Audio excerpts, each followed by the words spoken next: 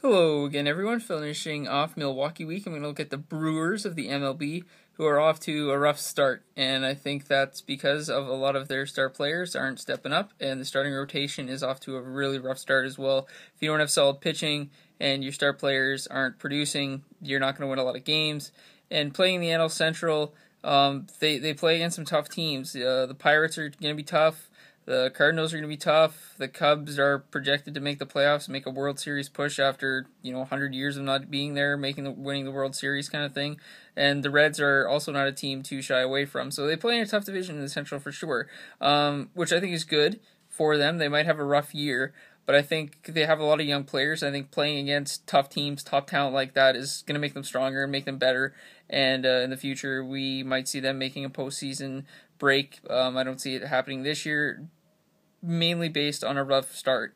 When it gets down to the end of the season, only one team from each division is going to make the playoffs, and then you're gonna have a couple wild card spots. But you're gonna look back at April, and if you had a good start, that makes it easier. If you have a good start and you come into April and maybe you finish April, if there's just make it easy. Let's say you play 25 games in April and you go 18-7 or something. You're like a really really really awesome start in April kind of thing, or even if you go 15-10 or something. At least as long as you have a plus 500 record in April.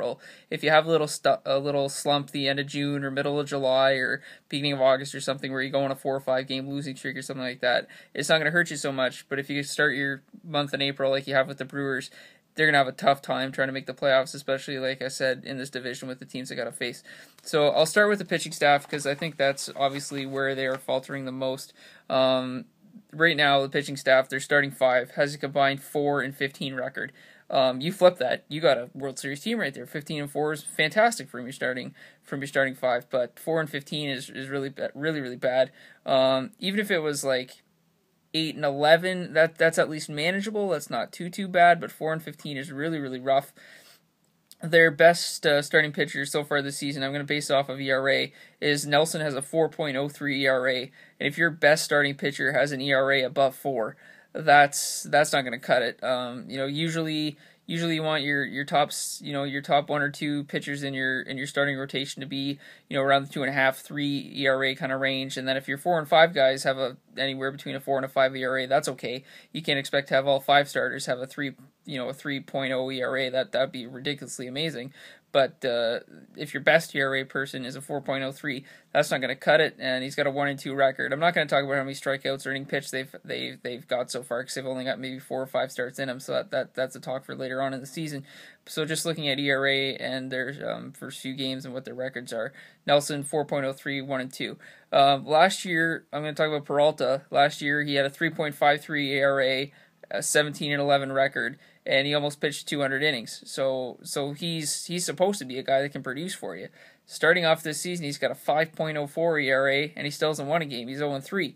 So that's going to hurt you. Loesch, last year 13-9. Again, almost pitched 200 innings for you. Last year he had a 3.54 ERA. He's starting off this year with a 7.28 ERA, and that's just bad. An ERA that high is going to be tough, and that's why he's got a 1-4 record. Somehow he's won a game, even with that horrible record like that. Garza, I'm going to say, is probably their best starting pitcher right now. Last year he had a 3.64 ERA with an 8-8 record. His ERA this season is a 4.6, so a little higher than Nelson's for sure, but he's got a 2-3 record. So We'll see how they can bounce back. Rounding out their starting five, you got Fires. Last year, 2.13 ERA, 6-5 record, 71.2 innings pitched with 76 strikeouts. So not as many innings as the other guys, but still an amazing ERA with 2.13. Again, it might be a little skewed since he didn't pitch as many innings as the other people, but still 2.13 inning ERA, is really good, and he's got a 5.79 ERA right now with an 0-3 record. So your starting five has to step up. 4-15 record from your starting five in the month of April is not going to get you to the postseason. Their closer Rodriguez, he's playing okay. He's got a 2.57 ERA. He's got 3 saves. He is 0-2, so he's already blown a couple kind of things. So he needs to turn around as well. But if your starting pitching isn't going to keep you in a game, then it doesn't really matter how good your closer is, because he's probably not going to get into a lot of games. So switching over to the position players, I'm going to start with Adam Lind. Obviously, being from Canada, Adam Lind leaving Toronto, I think a lot of Toronto fans were kind of happy to see him go because he wasn't really producing that well in Toronto as far as I'm concerned.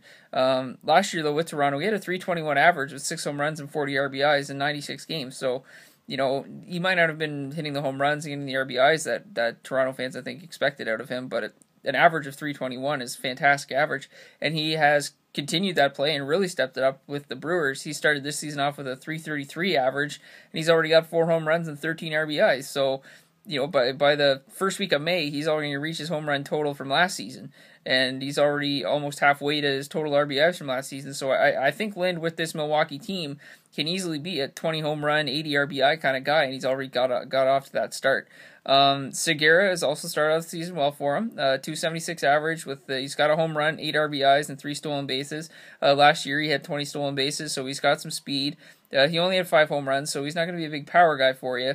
And he's upped his average from 30 points from last year. He only had a 246 average, so he's stepping up as well.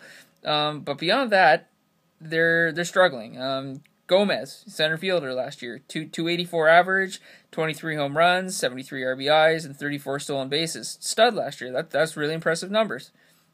Starting off this season, 235 average. He's only hit 1 home run, and he's only got 6 RBIs, and he still hasn't got a stolen base. So he needs to find his game if the Brewers want to be competitive, I think. And then if you want to look at their left fielder, Davis, last year 244 average, but he had 22 home runs and 69 RBIs. This season his average is about the same, 247 average, but he also only has 1 home run and 4 RBIs. So your 2 guys that were hitting 20 plus home runs last year only have 1 each so far. So they need to find their game and step it up. Jeanette, obviously their second baseman last year, 289 average, 9 home runs, 54 RBIs. He turns 25 on May 1st, so early happy birthday to him. Unless I think this is May 1st, so happy birthday to him. Yeah, today is May 1st, so happy birthday to Jeanette. Like I said, last year, 289 average, 9 home runs, 54 RBIs. This season, though, he's got a 207 average, so that's really bad. Still hasn't hit a home run, but you don't expect him to be a home run guy. He only has 1 RBI.